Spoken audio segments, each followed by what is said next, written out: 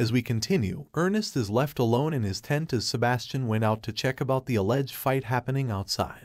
Every time he closes his eyes, he sees the visage of his late wife, her pretty eyes and perfect smile, how her skin turns blue when the weather is cold, and the softness of her body. All of these beloved memories are slowly fading from his brain after 6 long years. Our boy admits to himself that he's feeling sad. Sad because he wasn't able to protect her that day. All he can do is stay by her side in the rain for a long time as she breathes her final breath. Ernest had read the letter of Gaby and immediately rushed to her side, but he was still a bit too late to do anything. Since then, he visits the place on every rainy day so that he won't forget a single thing of what happened that day. He instills to his mind how red was the blood that spread under the carriage, how cold her body was as life escapes her. He will never forget the sound of her meek breathing no matter how long he lives. Our boy made a vow to himself that he will crush everyone and anyone involved in that cruel incident. Those who had dare kill his beloved wife. Ernest promises that he will personally end their miserable existence. While Ernest is still recalling the painful event of the past, Phony sneaks into his tent, calling for his attention.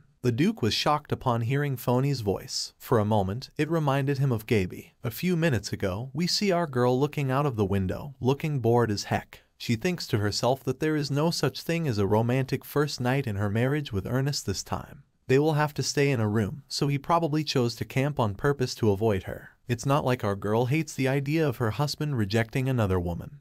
But still, the fact that she is also that another girl hurts her. Well, this is a rather confusing scenario. Getting jealous of yourself is truly a dilemma. She then calls upon her servant, Sonia, who is busy munching some snacks like a chubby hamster. She asks the maid if she knows where the Duke's barracks are. In the spur of the moment, Sonia, who doesn't want to get scolded by the princess, crushes her food and states that she will quickly look for it. Our girl slightly laments at the fact that the maid is only obeying her because she wants to receive a good treatment and not out of loyalty. Well, Phony doesn't really want such a thing, but still. Moments later, Sonia comes back with the good news, saying that she found Ernest's tent. And that is how we got to this scenario, where our girl is cheerfully volunteering to make a cup of tea to the Duke. However, it is very apparent that her sudden visit isn't very much appreciated by the Duke, visibly seen on his expression. Despite being irritated, Ernest chooses to pay it no mind and told our girl that a princess like her doesn't have to do such mundane tasks for him, surprising our girl. Phony then sees the teacups on the table, giving her the idea that the Duke already had some.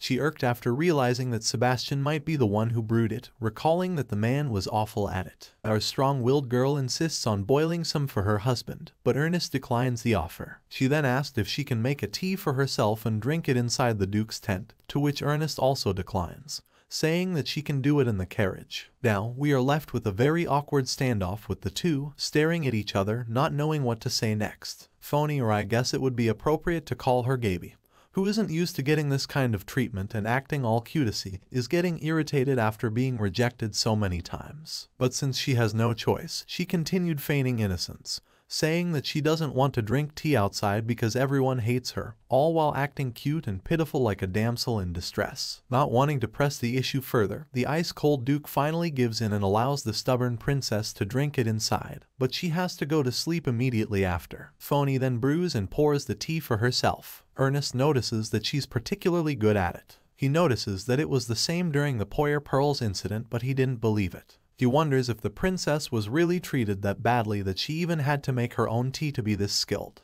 The more he watches our girl, the more curious he becomes. Upon observing better, there's no way she can attain such kind of grace and precision in tea making alone. Somehow, the amusing sight of Phony preparing tea reminded Ernest of his late wife, stinging him with bittersweet nostalgia. The Duke is confused. He doesn't like the fact that he saw his beloved wife in another woman because for him, there is only one Gaby, and those unknown bastards took her away from him. Our girl then carefully places a cup in front of the Duke, gently offering it to him. In her surprise, Ernest lifts the cup, indicating that he's accepting it. Phony asks if he's going to drink it, to which the Duke replies yes, for she has already prepared it. Our girl's eyes widened in delight, saying that the temperature of the drink should be just perfect, looking like a kid proud of her work. Ernest takes a sip of the tea. Just as the liquid touched his taste buds, a sudden burst of familiarity came rushing in. It is indeed the exact same taste of the tea that Gabriella used to make, the flavor he has missed so much. Phony then asks him if he liked it. She comments that she actually prefers to drink it with tea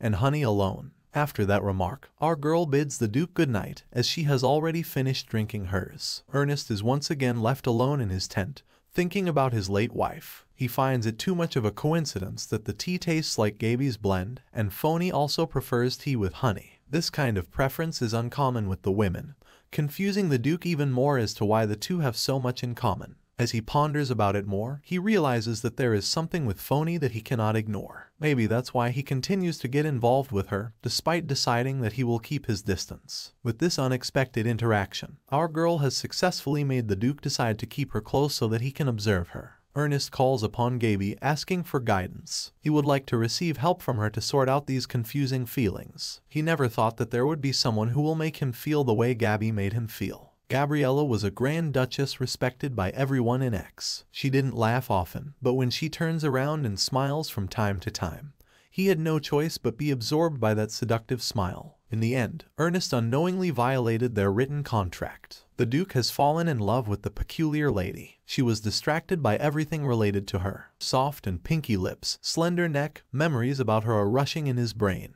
The nights he spent alone and sick, thinking about her, accumulated. And on the day they finally made love to each other, the Duke thought that he didn't need anything in the world more than her. However, all those blissful days was forcibly taken away from him. They took his beloved Duchess away. Now, all those memories are being thrown into his heart once again by this girl named Phony. The next morning, we see the beautiful princess stretching her limbs out after a good night's sleep. She sees the Duke's men having a breakfast by the campfire, and she feels lonely and isolated once again.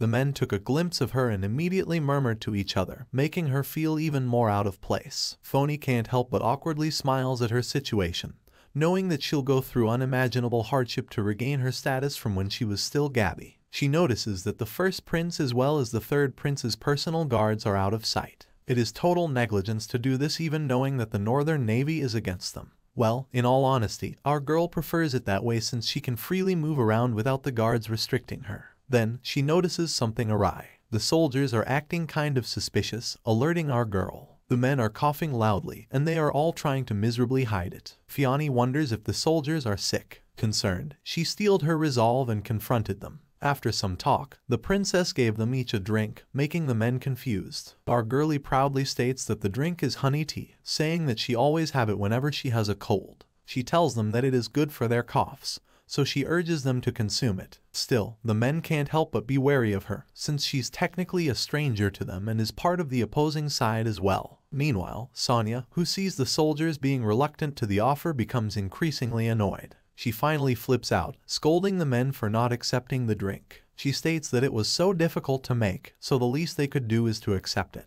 Furthermore, they used their precious honey and cinnamon just for it and even added lemon for balance.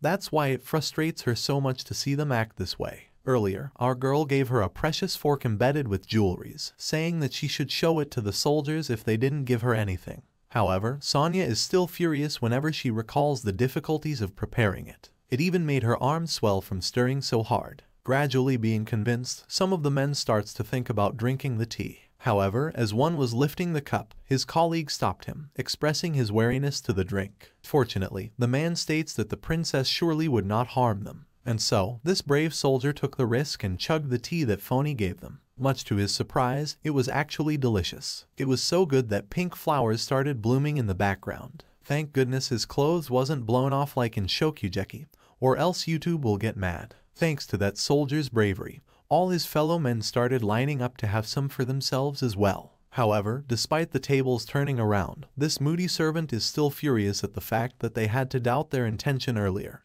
and didn't even think of trying it first. I don't even know who's the real princess at this point. She scolds the men for being ungrateful, saying that they didn't even show their gratitude for receiving such a wonderful gift. Realizing their mistake, they all thank the princess in unison. This scene is somehow similar to a clueless boyfriend not knowing why his girlfriend is mad, so he just does everything she says. Or at least based on what I see on the internet. Not that I have a lover myself, you-hoo-hoo. Anyway, after consuming Phony's magical tea, the soldier's coughs somehow stopped or at least mitigated. Our girl then wonders how things would have turned out if she acted this way when she was still Gaby. You see, at that time, she was very indifferent and distant to people. After getting married, she focused on surviving. When she gave her heart to the Duke, she was filled with great happiness. At that time, she was only able to get close to Ernest after many attempts because of her own indecisiveness. She thought he wouldn't love her, and was afraid that her love for him would be discovered. She was scared that she would become too greedy for his affection and lose the Duke in the process. The same thing happened with Ernest's people. At first, Gabby was afraid to approach them because they might have been looking at her as a temporary duchess. But she realized that she should treat them with kindness. She was also the Duchess of X, so she had to do her best to help them. Fiona tells the men that she will give them some more tomorrow, but it won't be that much for she has very little money left. Our girl has decided that she will never think the same way as before. She will minimize hesitating for her actions. Then, she notices one particular Solider holding a bowl. This blue-haired hunk is Christian, and he's so preoccupied with his food. The first time that our girl saw this man was when he was still 17 years old. He's Ernest's reliable subordinate and friend for 10 years, along with Sebastian, who became our girl's friend later on. Christian Bellemere is a member of the Bellemere family, famous for their loyalty passed down from generation to generation. There was also Vice Admiral Valken Torts, who closely assisted Ernest. And since we don't know them yet, the artist decided to draw him with his back facing towards us, keeping his face a secret yet. Another mysterious man who is still not yet unlocked is Guyan Aguis, a funny guy who always made Gaby smile. And lastly, Brynhilda Anito, the bravest soldier that Gaby know of. Just like the two, this character's face will be revealed as the story progresses. Our girl misses them so much. Phony sits down beside Christian and tries to initiate a conversation, greeting him with a smile. The man is stunned for a bit, surprised that the princess would try to talk to him. Our girl smiled even brighter and waved at him to try to lighten up the mood. But the man coldly dismisses her, saying that she should stop spying on them and go back to her carriage. The man then walks away from our girl, leaving Phony alone and isolated once again. Our girl knew that earning their trust would not be that easy, and she's prepared for that. She called Christian by his title, Mayor Bellemere, which made the man halt his steps. He coldly looks back at Phony, furiously asking how she knows his last name. He doesn't recall ever mentioning it to the princess. Our girl then tells him that she hopes they have a proper introduction with each other in the future. But Christian shouldn't be so obvious in showing his dislike toward her. After all, despite being a total stranger, she is still Ernest's wife, and he's just a mere soldier. Out of rage, the man has dropped his plate to the ground, wasting the delicious-looking food. Our girl just casually walked away from the crime scene with a grin on her face. She recalls that teasing the stern man is always a lot of fun. Man, our girl turned out to be a professional teaser and a bully. The only thing that has changed between them is their relationship. If he's still the same man that our girl knows,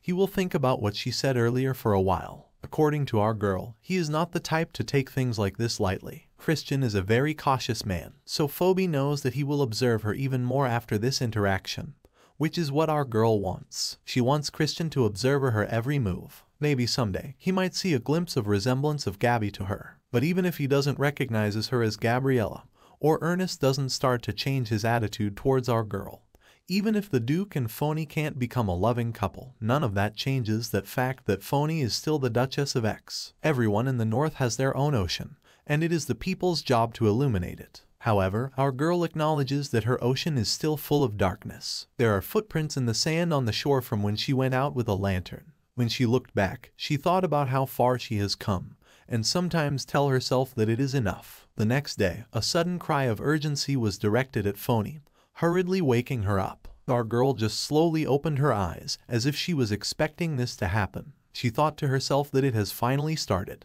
What could our girl be talking about? What is happening outside the carriage? Will Phony be able to get the people recognizes her as Gabriella? Stay tuned to find out. As always, it is our destiny to discover new manhwas.